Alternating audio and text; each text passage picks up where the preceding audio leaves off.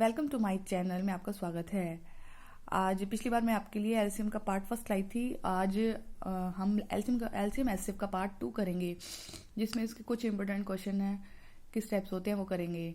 उससे पहले अगर आपने मेरा चैनल सब्सक्राइब नहीं करा तो प्लीज़ कर लीजिए। वीडियो अच्छी लगे तो लाइक जरूर कीजिए। तो चलिए स्टार्ट करते हैं। पहली जो वीडियो बनाई थी पार्ट फर्स्ट में, उसमें तो एलसीएम एसएफ कैसे निकालते हैं वो बताया गया था। अब एक दो फॉर्मूले और होते हैं जिससे हम एलसीएम एसएफ निकालते हैं। जैसे हमें दिया हुआ है कि अगर हमें एक हमारा फॉर्मूला होता है ये लैसे गुना मैसे बराबर पहली संख्या गुना दूसरी संख्या। लैसे क्या होता है एलसीएम, मैसे क्या होता है HCF, first number into second number. कहीं तुम्हें एलसीएम एचसीएफ दे देंगे, फर्स्ट नंबर दे देंगे और सेकंड नंबर पूछेंगे। कहीं सेकंड नंबर दिया होगा और ये पूछेंगे दोनों, और कहीं पर ये दोनों नंबर दिए होंगे, एचसीएफ दिया होगा और एलसीएम पूछे जाएंगे। मतलब इससे हम कई क्वेश्चन कर सकते हैं। तो एक एग्जाम्पल लिया है मैंने इसके लिए। जैसे दो संख्याएं 25 और 30 जिसका एलसीएम कितना दिया हो 150, तो बताइए इसका एचसीएफ क्या होगा। तो हमें दो संख्या तो दी हुई है ना। फॉर्मूला तो हमें पता है, ये फॉर्मूला क्या था हमारा, एलसीएम गुणा HCF equal first number multiply second number. तो एलसीएम कितना है 150, एचसीएफ हमें निकालना है, इसको एक्स मान लो। उसके बाद आ जाएगा फर्स्ट नंबर कितना है 25 और सेकंड नंबर क्या है 30। अब x तो हमारा ऐसे ही रहेगा, इसको इसके नीचे ले जाओ तो 25 गुणा 30 बटे 150, 0 से 0 कट गया, 3 पंजे 15, कितना आ गया 25 बटे 5, 5 से 1 कट गया, 5 पंजे 25। तो हमारा एचसीएफ कितना आ गया, एचसीएफ हमारा आ गया 5। ठीक है, ऐसे अब कोई भी क्वेश्चन दिया होगा हम आराम से निकालेंगे। उसके बाद है सेकंड क्वेश्चन। ये क्वेश्चन काफी अच्छा है। दो संख्याओं का एलसीएफ दिया हुआ है हमें, है ना। दो संख्याओं का एलसीएफ दिया हुआ है कितना, एलसीएफ दिया हुआ है 360। ठीक है, और एचसीएफ दिया हुआ है, एचसीएफ कितना दिया हुआ है डाइड है ये। तो बताइए कि संख्याओं में कितने युग्म संभव है, मतलब इन संख्याओं में कितने युग्म संभव है। सबसे पहले तो हमें संख्या पता ही होनी चाहिए, संख्या हम मानेंगे इसमें कुछ। ठीक है, तो सबसे पहले हमें तो संख्या पता होनी चाहिए, मतलब संख्या हम कुछ मान लेंगे। तो हमने संख्याओं का रेशो मान लिया अपनी तरफ से ना, हमने मान लिया लेट रेशो, मान लिया हमने एक्स रेशो वाई, है ना। दो संख्याएं ले ली हमने, एक्स और वाई, इनका रेशो मान लिया। अब इससे हमें क्वेश्चन में क्या पूछा है कि दो संख्याओं का एलसीएम 360 है जबकि एचसीएफ 9 है। तो बताइए कि संख्याओं में कितने युग्म संभव है, उसमें कितने जोड़े संभव है ना। तो रेशो हमने एक्स रेशो वाई मान लिया। अब इसमें क्या होता है, हमें पता है एलसीएम क्या होता है। एक होता है हमारा एलसीएम जो होता है हमारा, जो एचसीएफ आया है वो लिखेंगे, फिर मल्टीप्लाई कर देंगे जो दोनों संख्या दी हुई है एक्स और वाई। अब एलसीएम हमें दे रखा है कितना 360, 9 गुना एक्स वाई, 9 चौक 36 और 0 के 0, तो एक्स वाई दोनों संख्याओं का ये क्या आ गया, एक्स वाई का दोनों का मल्टीप्लिकेशन क्या आ गया 40। अब हमें एक्स और वाई ऐसी संख्या चाहिए जिनका मल्टीप्लिकेशन करके क्या आना चाहिए 40 आना चाहिए, तो वो हमारे संख्या का युग्म बनेगा। अब ये देखने कितनी संख्या बन सकती है, क्या है इक्वेशन फर्स्ट मान लो इसे कि एक्स वाई इक्वल 40। अब मानते हैं, जैसे हमने ले लिया, इधर लिख लिया एक्स और इधर लिख लिया वाई। मानो एक्स हमने मान लिया 1, तो 1 की किस में मल्टीप्लाई करेंगे 40 आ जाए, 40 ही होगा, है ना। एक तो ही हो गया। उसके बाद जैसे 2 है, अब हम 2 की किससे मल्टीप्लाई करें कि 40 आ जाए, बताइए। ठीक है, तो जैसे 2 है, 2 की हमने किस में करी, पहले लिख लेते हैं फिर बताएंगे कौन कौन से हैं। 2 की 20 में करेंगे तो 40 हो जाएगा।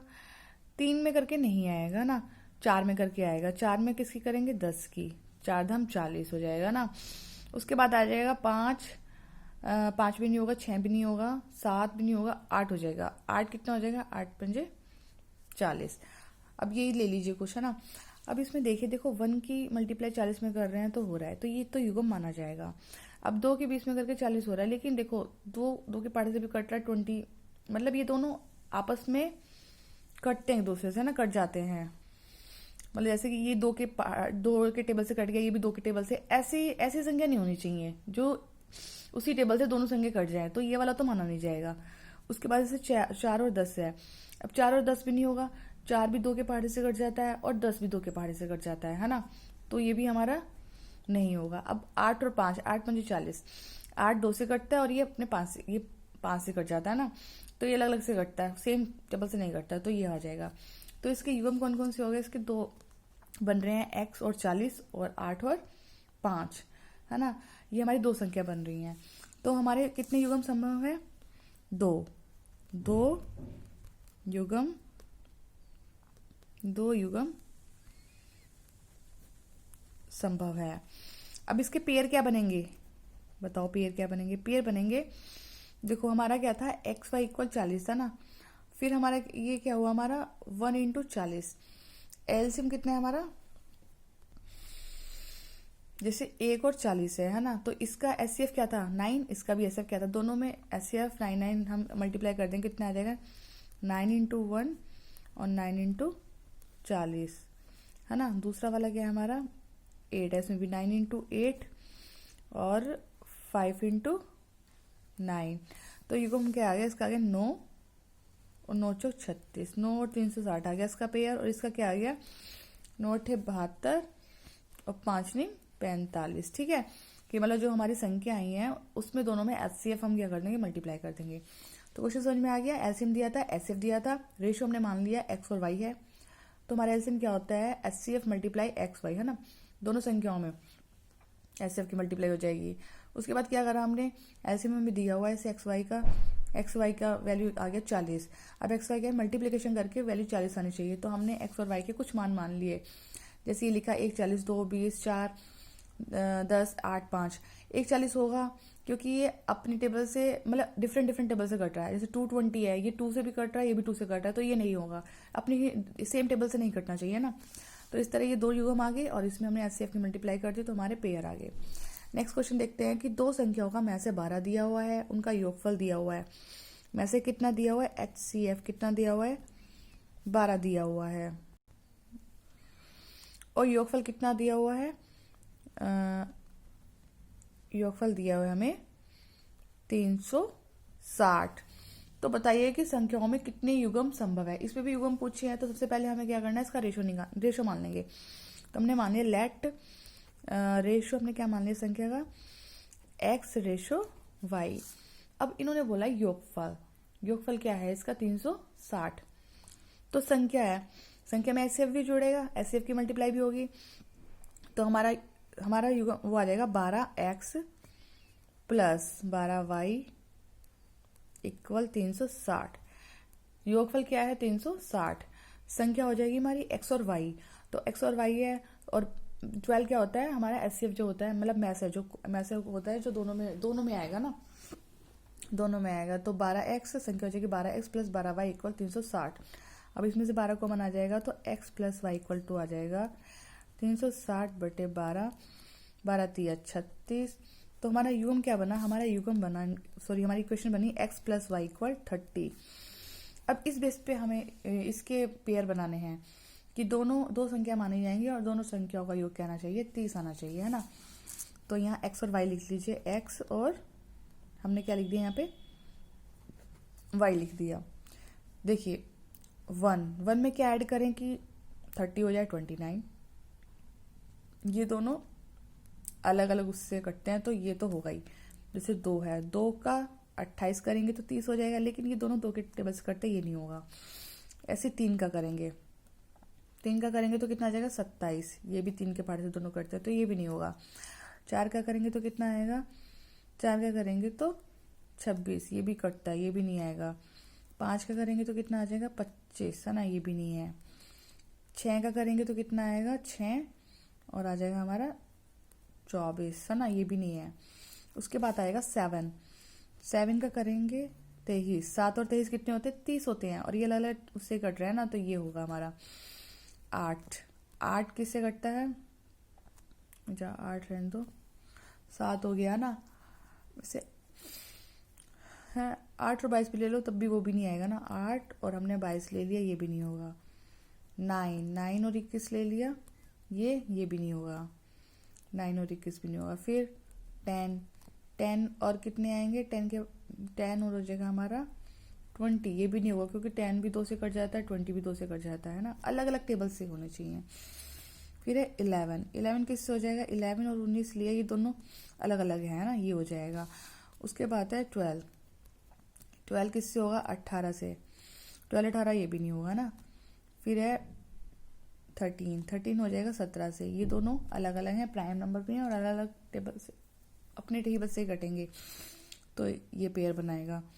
फिर 14 और 16 ले लिया है ना, ये नहीं है। फिर उसके बाद है 15 और 15, ये भी नहीं है ना, इस टाइप से। तो कितने पेयर बने इसके, 4, 1 2 3 4 है ना, 4 पेयर बनेंगे। तो आप इसको कर लेना सॉल्व है ना, 4 पेयर बन गए हैं। और सब में क्या करेंगे, जब हमारा जैसे एक बता देती हूँ, जैसे 1 और 29 है ना, ये पेयर बना है। अब इसमें किसकी मल्टीप्लाई कर देंगे, 12 दोनों संख्याओं में है ना, SCF तो 12 की इस पे 29 में मल्टीप्लाई कर देंगे ना, 12 × 29, तो कितना आ गया, 12 348 है ना।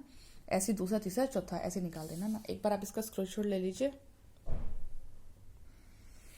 अगला क्वेश्चन है कि वह बड़ी से बड़ी संख्या क्या होगी जिससे 53, 85, 133 तथा 197 में भाग देने पर प्रत्येक दशा में समान शेष बचे तथा शेष भी ज्ञात किया जाए, है ना। मतलब ऐसे क्या समझे, समान शेष बचे। तो समान शेष के लिए हमेशा याद रखना, पहले तो ये लिख लीजिए 53, दूसरा है 85, 133 और 197। जब भी समान शेष, वह बड़ी से बड़ी संख्या है, तो मैं से पूछा गया है, तो समान शेष में क्या करेंगे, इस जो ये वाली संख्या है, दूसरी वाली संख्या में से पहली वाली संख्या माइनस कर देंगे। 85 - 5 53, ऐसे 133 - 85, फिर आ जाएगा 197 - 133, और ये आ जाएगा 197 - 53। इसमें से इसको माइनस करेंगे, आ जाएगा 32, ये आ जाएगा 13 में से 5 ये है ना 8, 48, ये आ जाएगा 64, और ये आ जाएगा 7 में से 3 गया 2, सॉरी 7, 97 197, 7 में से 3 गया 4, ये भी 4 आ जाएगा, 1 आ गया। तो हमारी क्या आ गई संख्या, 32, 48, 64 और 144। अब इसका SCF निकालना है। SCF क्या आएगा, देखो SCF क्या आएगा इसका, मैंने पहली पार्ट फर्स्ट में बताया था SCF कैसे निकालते हैं ना। या तो वो संख्या, सबसे छोटी संख्या वो खुद होती है, या उसका आधा होता है, या उसका तिहाई होता है। अब 32 है, 32 का जब तुम आधा करोगे 16 आता है। अब 16 के पहाड़े से तीनों कट जाएंगे, 16 दूनी 32, 16 तीन 48, 16 चौके 64 है ना, 16 निम्मा, तो ये सारे कट जाएंगे। तो इसका मतलब इसका SCF कितना आ गया, 16 आ गया SCF। अब इसका रिमाइंडर पूछना है, रिमाइंडर क्या आएगा, इसका शेष पूछा था उन्होंने कि शेष क्या बचे, है ना, सब में सेम। तो हम क्या करेंगे, जो हमारा SCF आया, SCF से संख्या को डिवाइड करके देख लेंगे, पहली वाली को पता चल जाएगा। जैसे 53 को करा, 16 एकम 16, 16 दूनी 32, 16 तीन 48, 13 में से 8 गए 5, तो रिमाइंडर कितना बच गया, 5। ऐसे एक और करके देख लो, जैसे 85 ले लिया हमने, 85 को 16 से करेंगे तो 16 एकम 16, 16 दूनी 32, 16 तीन 48, 16 चौके 64, 16 पंजे 80, तो कितना आ गया हमारा, 5। इसका मतलब 16 को हम जिस जिस संख्या से डिवाइड कर रहे हैं कितना आ रहा है, 5 आ रहा है। तो इसका रिमाइंडर कितना हो जाएगा, शेष क्या हो जाएगा, इसका शेषफल क्या हो जाएगा, रिमाइंडर मतलब शेषफल कितना हो जाएगा, 5 आ जाएगा ना, ये इसका आंसर। और SCF कितना आ जाएगा, 16 आ जाएगा।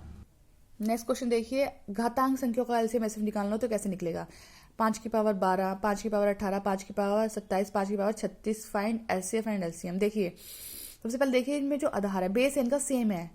जब भी कहीं ऐसी संख्या मिलती है उनका आधार बेस सेम होता है, तो क्या करेंगे, जो सबसे संख्या की जो सबसे बड़ी पावर होगी वो हमारा LCM हो जाएगी, और SCF सबसे पावर जो छोटी होगी वो हमारी SCF हो जाएगी। ऐसे निकल जाएगा। जैसे अगला क्वेश्चन दिया है, 2 की पावर 12, 3 की पावर 17, 5 की पावर 18 का LCM और SCF क्या होगा। अब इसमें देखिए, इसमें बेस सेम नहीं है ना, तो इसका HCF क्या होगा और LCM क्या होगा।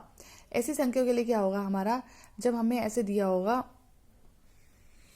तो क्या करेंगे, जब भी ऐसी संख्या दी होगी है ना, दोनों सबके जो बेस होंगे वो सेम नहीं होंगे, ये को प्राइम ही है। 2 3 5 क्या है हमारा, को प्राइम है। तो उसका LCM क्या होगा, इन तीनों संख्याओं को क्या कर देंगे, मल्टीप्लीकेशन कर देंगे ना। 3 5, 2 की पावर कितनी थी 12, 3 की पावर 17, 15 की पावर 18।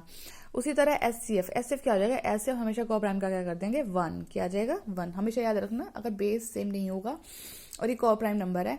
एलसीएम इन तीनों को जो भी 4 होंगी 5 होगी सबकी मल्टीप्लाई कर देंगे और एचसीएफ क्या हो जाएगा उसका 1 हो जाएगा। उसके बाद नेक्स्ट क्वेश्चन है एलसीएम और एचसीएफ ऑफ फ्रैक्शन। फ्रैक्शन का जब एलसीएम एचसीएफ निकालते हैं तो बहुत अच्छा क्वेश्चन है, आता भी रहता है।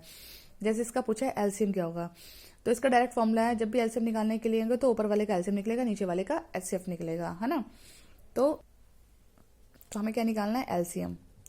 तो एलसीएम निकालने के लिए क्या करेंगे, ऊपर वाले का तो एलसीएम निकलता है, एलसीएम ऑफ किसका निकलेगा 24, 36 और 48 का, और बटे एचसीएफ निकलेगा 29, 87 और 58।